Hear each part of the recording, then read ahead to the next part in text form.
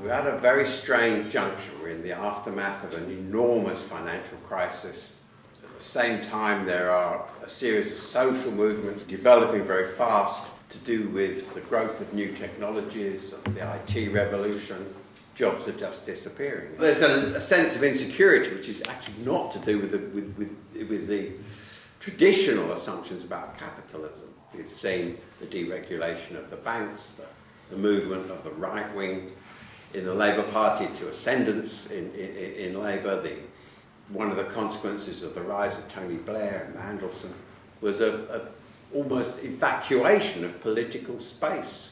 The critical left alternative was substantially excluded. The BBC, which is supposed to be public, supposed to be representing a range of views, interprets its rubric as being simply to report what goes on in Parliament. So if Parliament is substantially to the right, then the BBC sees no reason to report that section of the population which are on the left. Even if there is a huge number of people who want left-wing policies in some areas, at the same time, people were scared of each other, scared of their jobs, scared about pensions, scared about health, scared about waiting lists, at a time when there was an almost evacuation of political discussion for the bulk of the population, people who relied on the BBC or the mainstream press or whatever. But within that population, there was probably 20% who were informed outside the mainstream press and outside the BBC.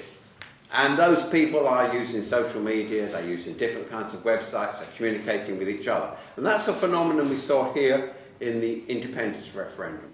Support for independence went from something like 27-28% up to 45% by the time of the referendum result. At a time when the bulk of the media, a lot of certainly the mainstream media, the papers like the Express, the Daily Mail, the Times, the Telegraph, just pumped out, anti-referendum headlines. But so it was still interesting to see that it is possible to take on and attack a dominant message.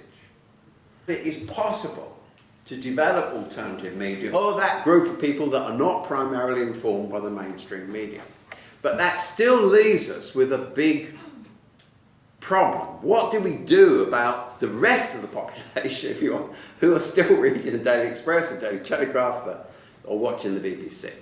And that simple process of talking to people, of constantly being in shopping centres, giving out leaflets, that is a kind of social media which actually really works. A face-to-face contact where you say to people, don't believe what you're reading in the papers, it's false. And that is terribly, terribly important. But we're still left with the question of what do we do about the mainstream media? How do we get a left-wing platform across?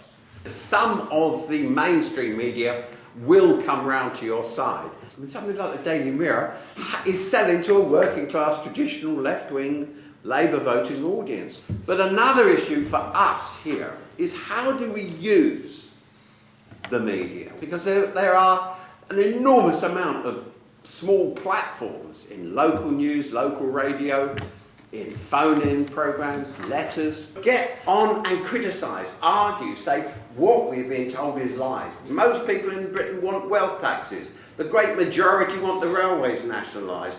Overwhelmingly, people want more money spent on the NHS. Why is there never a proper debate on television? There's always left-wing alternatives.